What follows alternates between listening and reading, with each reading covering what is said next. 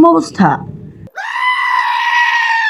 এরকম ড্রয়িং করতেছো আর বুঝতেছো না কিভাবে সুন্দর আর অ্যাস্থেটিক চোখ আঁকতে পারতেছো না সেটা করতে, তাহলে আসো আমি তোমাকে শিখাই দিতেছি।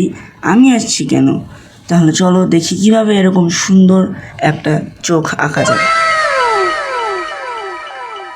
সব কিছুই তুমি শিখতে পারবা এই 4টা জিনিস ফলো করে।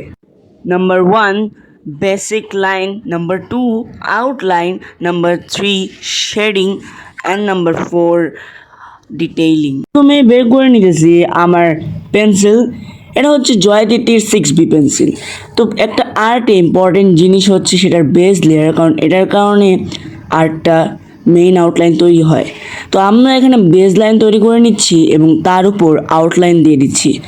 আউটলাইন একটা আর্টে খুবই গুরুত্বপূর্ণ রোল নিভায়, অ্যান্ড সেটাই কিন্তু এই চোখের ক্ষেত্রেও প্রযোজ্য।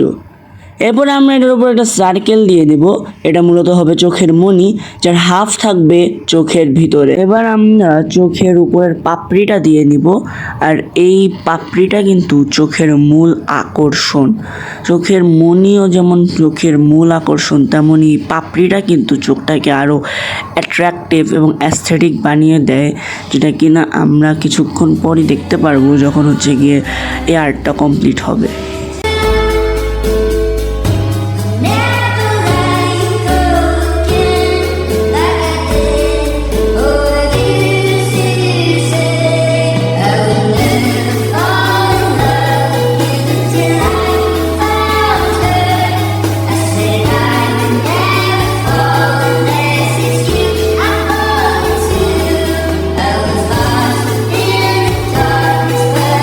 এবার মোস্ট ইম্পর্টেন্ট থিং, আমাদের চোখের মণিটা যেভাবে ড্রয়িং করতে হবে সেটা হচ্ছে কি আমরা প্রথমে ডার্ক টোনে যাব, এরপর মিড টোনে যে তারপর আমরা গ্লোটা দিব। এর কারণে কিন্তু চোখের যে ভাইবটা আছে, কালারটা আছে, সেটা কিন্তু সুন্দর মানে ফুটে উঠবে। প্রথমে ডার্ক টোন, দেন হচ্ছে মিড টোন, এরপরে গ্লো। এখানে আমাদের একটু চোখ দেওয়া দরকার, কারণ হচ্ছে গিয়ে দেখুন এখানে কিন্তু আমাদের মোটা করা যাবে না। আমাদের আউটলাইনের যে আউটলাইনটা আছে সেটা কিন্তু আমাদের থিন থেকে মোটা করতে হবে, অর্থাৎ সরু একটা লাইন থেকে পাতলা একটা লাইন থেকে আমাদের মোটা লাইনে যেতে হবে। এবং উপরের ক্ষেত্রেও কিন্তু সেম জিনিস প্রযোজ্য, পিছনের দিক দিয়ে আমাদের হচ্ছে গিয়ে মোটা হবে এবং সামনের দিক দিয়ে চিকন হবে। এরপর যদি দেখেন আমি উপর দিকে একটু মিড শ্যাডো দিয়ে দিতেছি। হ্যাঁ, এটাও হচ্ছে গিয়ে চোখের ক্ষেত্রে হয়, এটা উপর দিক দিয়ে মিড শ্যাডো দিয়ে দিতে হয়। আর হালকা একটু আপনি চাইলে ব্লেন্ড করে দিতে পারেন, এটা অপশনাল।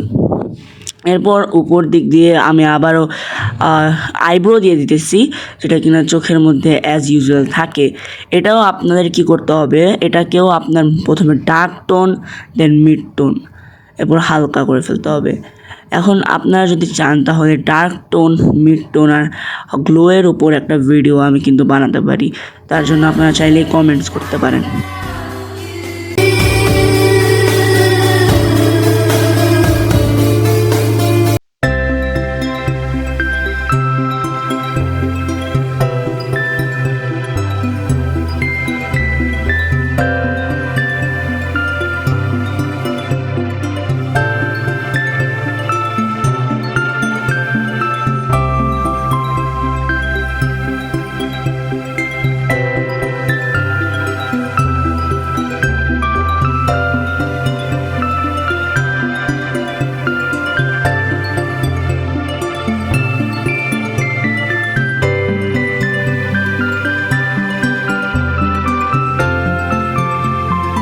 ফুটায় তুলতে পারি।